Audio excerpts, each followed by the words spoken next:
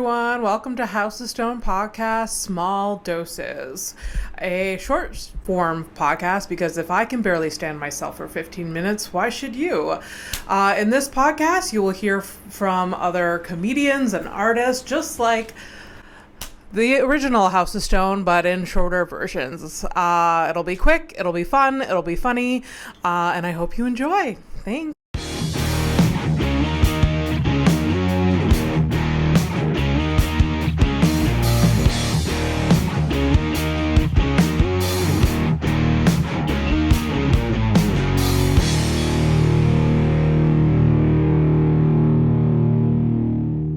Get attachments to things, like everything. Like I can get like emotionally attached to a rock, I find sometimes. Rocks are honestly the most sacred objects, so just keep the rocks, throw everything else away. Throw everything else away. Throw childhood photos away. Yeah. Just keep the rocks. Yeah. Wait, you don't have a digitized version of everything? Like I guess, yeah. You can't digitize a rock. You can't. It's really hard to do that, actually. Yeah, what are you going to 3D print it, scan it, fucking... Yeah. But my mother is the opposite of that. So, like, when she was moving, she threw out so much stuff that, like, even now, I'm like, I wish we could have kept that. Oh, no. That's And in hard. the last, like, decade, she got rid of stuff that I didn't know. And, like... Your stuff? Not my stuff. That's why she's not attached to it. It's just not her stuff. It's so much easier when it's not your stuff. It's true. No, but she just doesn't... Like, one time I remember this very clearly. Like, I was a teenager and my mom was like, I think I'm going to get rid of my wedding ring. Just sell it. And I was just like, what? For how much, though? It wasn't even that, like, my mom and dad didn't have that much money when they got together. Okay. And... Was it a diamond? It was a diamond. Oh, so it's worth nothing now. They depreciate immediately. Yeah, okay.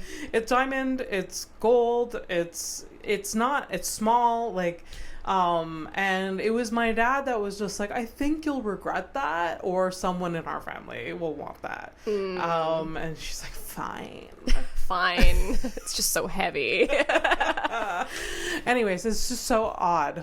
Like, we are very, very different. Where I keep everything, and it's a heart. Yeah, it's weird. Maybe that's why you keep everything. I know. You're so used to, like, things just disappearing. You're like, no, where are my baby teeth? The trauma. Yeah. I think so. That would be a good observation. For sure. All right. Not technically a therapist, but I mean, we're all a little bit of... We've all been on, like, Reddit live threads. Lives. We can give some advice. We can come to some conclusions. Yeah, you should never listen to me, though. I should not be anyone that... I should not give any advice to anyone. Do you find people ask you for advice a lot? Yes. Okay. And no. Yes, because I did study psychology. Oh, me too. Yeah. Okay, shit. Yeah, so yes, but I only got an undergrad in it. Like, I didn't get a master's. Same. Yeah, same. I was too lazy. I have some family members that just cling on that, and they're like, "You studied psychology? Where's this come from?" This is why you don't tell don't tell anyone anything. Yeah, like that's just rule number one. Yeah. And because I know psychology, I'm like, I know that, like, I should not be giving advice. The professional should be giving advice. Mm-hmm. That's not... Yeah, I learned that I know nothing. Yeah, that's my undergrad. Yeah, exactly. Yeah. That's what we learned from our psychology undergrad, I think. We know nothing. Yeah. Yeah. Thanks, Simon Fraser University. Stop emailing me. I'm not giving you money. Concordia does that too. Yeah. They don't have my phone number, but I've been told that if they do, they will call, like, weekly asking for... That's harassment. Yeah. I think you can, like, sue and then you can get money. Yeah. I don't know how. I didn't go to lawyer school, so someone did, though. Someone on your podcast did, I'm sure. I think it's when you do donate, they have more of your information and they're like, oh, this is a donor, we should keep asking. You said yes once. Yeah.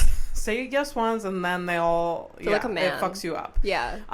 But they do have my email. I do get, like, requests. I get, updates, whatever. Mm-hmm. But I've never donated. I also kind of work at the university now, and it's just a part-time gig, and they don't need any more money.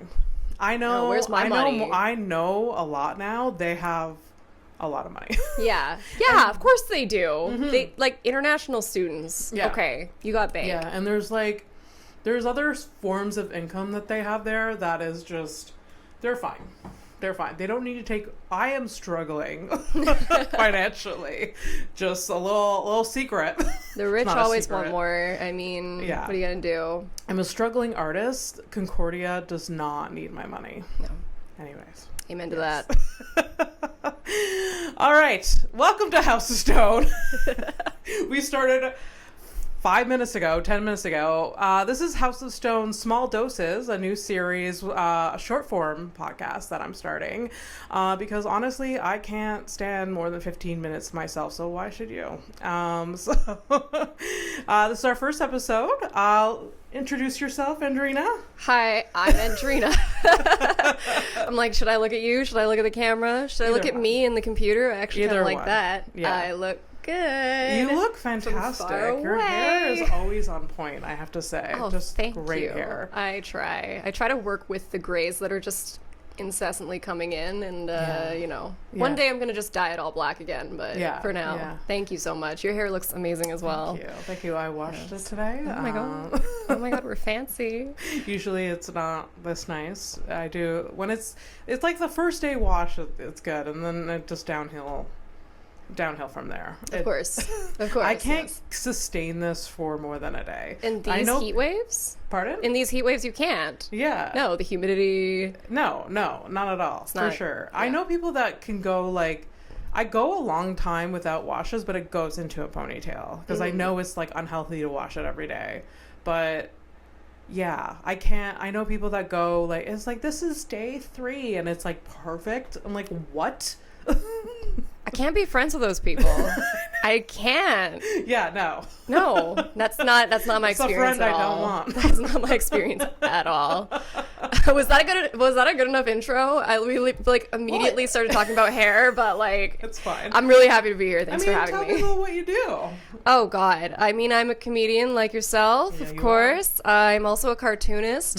So Banana Moon Comics is my pride and joy. Yes. I make no money, but I can still call myself a cartoonist because I think that a lot of cartoonists make no money. So yeah, absolutely. A lot of artists in general seem like it's a trend. It's a trend that I'm seeing. Yeah. You're a wonderful cartoonist. When did you start in the arts? When did you decide to go in that direction? Wow. I'm really bad with timelines and timestamps. Yeah. So it's kind of hard to answer that. But I've been doing it for several years, I guess. I would say I kind of took it more seriously when I went to animation school back when I was living in British Columbia. Yeah. And I was studying animation and everything, and I was learning what animation was while I was in the program because I signed up for it thinking this seems like a viable option, a career option. Was there no portfolio or Oh no, for sure. I'm just I'm dumb. No, 100%. I went into the class and everyone knew what was happening except for me. Oh and then God. I was just kind of this was after I got my bachelor's in psychology. I just kind of sat with myself and was I think I want to do art. Yeah. And I was just in any way, shape, or form. Yeah. And so while I was in animation school, I started because I was taking long transit rides to get downtown Vancouver to go to school, and I would just like sketch in my little shitty art book, and I would make comics, like one comic an hour's transit, and I kind of just started doing that. And then they were always like just really sketchy things, but I would throw them up on Instagram, and like my friends liked it, you know, like they thought it was funny. So then I just started kind of doing it more and more. Eventually I got myself like an iPad. It was actually a Christmas present, so I didn't get it myself at all. I couldn't afford to.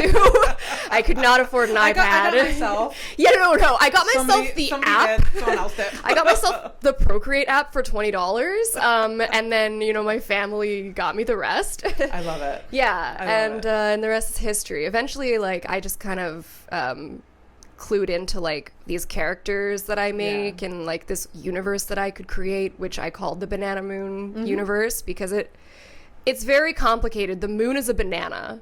Yes. Therefore, it's Banana Moon comics. Okay. So that's the kind of depth that you can expect from my work. Yeah. I'm not going to even try to make sense of that, but it's good. No, it doesn't have to. I do like your comic. It's really fun. Thank you. Love that. It gives me a giggle most times. Sometimes it's like tragic. Most of the time it's tragedy plus me and my terrible mind, and then equals comedy, or most of the time confusion. I get a lot of feedback that people are like, yeah, I don't really understand your comics, but like they're fun. I really like this one in particular. I'm like, thanks, that's high praise. Yeah. So, and you started comedy, what was it, like 4 years ago now? I think it's if it hasn't already, I think it's coming up on 4 years, which is crazy. That is really wild. I remember when you moved here and you found us degenerate comedians. I was so excited. I was over the moon. I was like, everybody's my friend. I'm so happy to be here. Comedy is the best thing that's ever happened to me. I mean, it is the best. Like, they're the best and worst people I've ever met is in the comedy I have scene. to agree. A lot of the worst people you've ever met, yeah. But then the best people I've ever met. Like, it's so good. Yeah. 100%. I don't know. feel It just like maybe- attracts people that are maybe weird. it's like that with most like groups. I don't know. I haven't experienced many other like cohorts or whatever you want to call it of people, like groups of people that come together for one. But yeah, it's the best and worst, and a lot of us are very friendly. Yeah, True. Were you ever like part of a weird group yeah of any kind other than comedians? I mean, no like weird psychology people or no. When I studied psychology, I studied psychology I went back to school later in my 20s. So I didn't feel like I fit in because there was a lot of people, even though in retrospect they were only like 5 years younger than me. Right. But I didn't feel like I fit in because I was like, paying my own rent and stuff. Right, yeah. You're I had like a different. You have a bitterness to you. I know, Yes, of course. I had experienced life, came back, and like could not relate to like these fresh face, optimistic. What are you happy about? People that like, had all these plans about their future, and they thought that they were. Yeah, I'm like, my life has derailed me 17 times.